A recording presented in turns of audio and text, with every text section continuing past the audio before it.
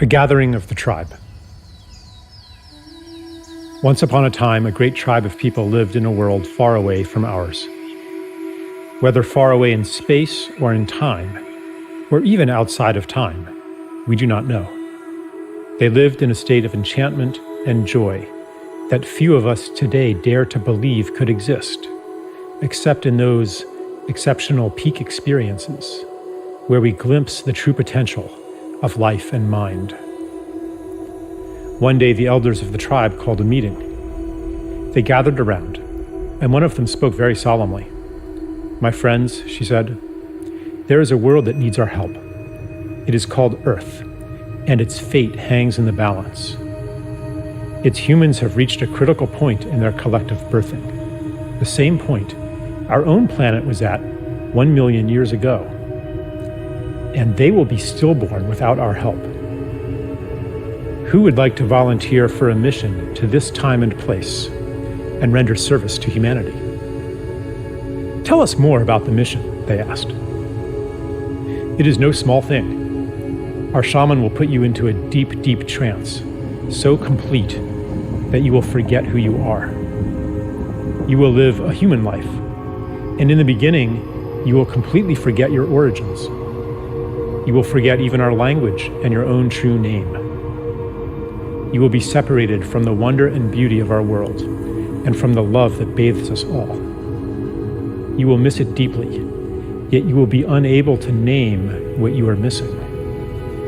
You will remember the love and beauty that we know to be normal only as a longing in your heart. Your memory will take the form of an intuitive knowledge as you plunge into the painfully marred earth that a more beautiful world is possible. As you grow up in that world, your knowledge will be under constant assault.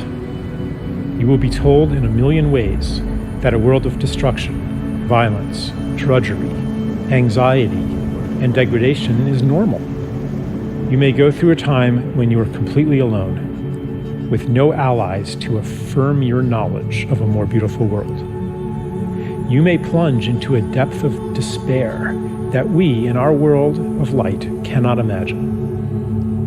But no matter what, a spark of knowledge will never leave you. A memory of your true origin will be encoded in your DNA. That spark will lie within you, inextinguishable, until one day it is awakened. You see, even though you will feel, for a time, utterly alone, you will not be alone. We will send you assistance, help that you will experience as miraculous, experiences that you will describe as transcendent. These will fan that spark into a flame. For a few moments or hours or days, you will reawaken to the beauty and the joy that is meant to be. You will see it on Earth. For even though the planet and its people are deeply wounded, there is beauty there still, projected from past and future onto the present as a promise of what is possible and a reminder of what is real. After that glimpse, the flame may die down into an ember again as the routines of normal life there swallow you up. But after each awakening, they will seem less normal, and the story of that world will seem less real. The ember will glow brighter. When enough embers do that, they will all burst into flame together and sustain each other. Because remember, you will not be there alone. As you begin to awaken to your mission, you will meet others of our tribe. You will recognize them by your common purpose, values, and intuitions, and by the similarity of the paths you have walked. As the condition of the planet Earth reaches crisis proportions, your paths will cross more and more. The time of loneliness, the time of thinking you might be crazy, will be over. You will find the people of your tribe all over the Earth and become aware of them through the long-distance communication technologies used on that planet. But the real shift, the real quickening, will happen in face-to-face gatherings in special places. When many of you gather together, you will launch a new stage on your journey, a journey that, I assure you, will end where it begins right now. Then, the mission that lay unconscious within you will flower into consciousness. Your intuitive rebellion against the world presented to you as normal will become an explicit quest to create a more beautiful one. A woman said, "Tell me more about the time of loneliness, that we might prepare for it." The elder said, "In the time of loneliness, you will always be seeking to reassure yourself that you are not crazy. You will do that by telling people all about what is wrong with the world, and you will feel a sense of betrayal when they don't listen to you. You might hunger for stories of wrongness, atrocity, and ecological destruction, all of which confirm the validity of your intuition that a more beautiful world exists. But after you have fully received the help we will send you, and the quickening of your gatherings, you will no longer need to do that, because you will know. Your energy will thereafter turn toward actively creating that more beautiful world." A tribeswoman asked, "How do you know this will work? Are you sure our shaman's powers are great enough to send us on such a journey?"